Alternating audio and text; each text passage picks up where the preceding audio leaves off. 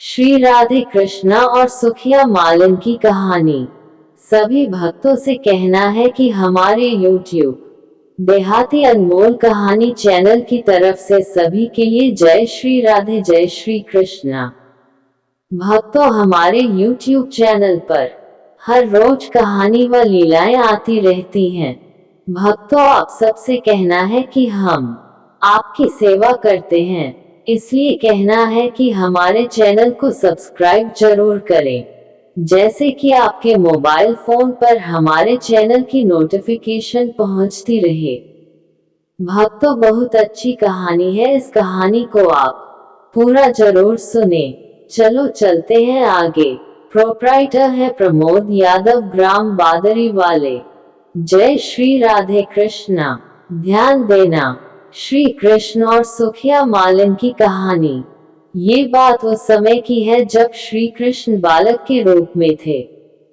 श्री कृष्ण का मनमोहक चेहरा देखने के लिए दूर दूर से लोग दर्शन के लिए आते थे।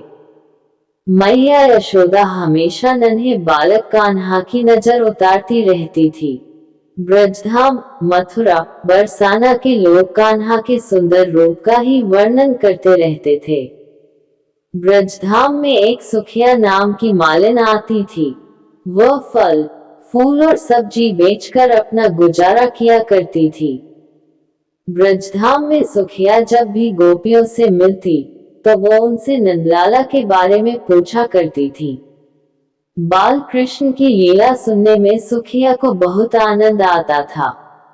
उसका मन भी बाल कृष्ण के दर्शन करने को तरसता था। सुखिया श्री कृष्ण को देखने के लिए घंटों तक नंद बाबा के महल के सामने खड़ी रहती थी, लेकिन उसे श्री कृष्ण के कभी दर्शन नहीं हो पाते थे और शाम होते ही वे निराश होकर वापस अपने घर चली जाती। रात को खाना खाते वक्त भी वे नंदलाला के बारे में सोचा करती थी। भगवान कृष्ण तो अंतर्यामी हैं, उन्हें तो सब पता चल ही जाता था। जब उन्हें पता चला कि सुखिया उनकी परम भक्त है, तो उन्होंने सुखिया को दर्शन देने का निर्णय लिया।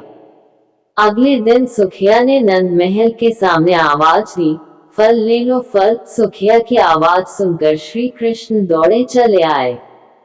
नंदलाल को अपने सामने देखकर सुखिया की खुशी का कोई ठिकाना न रहा। सुखिया ने नन्हे कृष्ण को बहुत से फल दे दिए। नंदलाल उस समय बहुत छोटे थे तो उनके हाथ में फल नहीं आ पाते थे, फिर भी श्री कृष्ण को सुखिया का परम प्रेम बेहद ही पसंद आया। फल की कीमत चुकाने के लिए श्री कृष्ण बार बार महल के अंदर जाते और मुट्ठी भर कर अनाज लाने की कोशिश करते, लेकिन सारा अनाज रास्ते में ही बिखर जाता था। सुखिया को भगवान कृष्ण 2-4 दाने ही दे पाए। सुखिया के मन में इस बात का कोई मलाल न था। वह तो बहुत खुश थी कि आज उसने अपने हाथों से भगवान को फल दिए और उन्होंने वो फल खाए। सुखिया मुस्कुराती हुई अपने घर पहुंची। उसकी फल की टोकरी खाली थी, क्योंकि वो सारे फल श्री कृष्ण को दे आई थी। घर जाकर उसने टोकरी अपने सिर से उतारी तो पाया कि उसकी टोकरी हीरे जवाहरात से भरी हुई है। सुखिया समझ गई कि यह भगवान की लीला है। उसने मन ही मन बाल गोपाल को धन्यवाद दिया। इस तरह श्री कृष्ण ने अपनी परम भक्त सुखिया का उद्धार किया। इस कथा में अगर कोई गलती हो तो माफ करना। जय श्री राधे कृष्णा।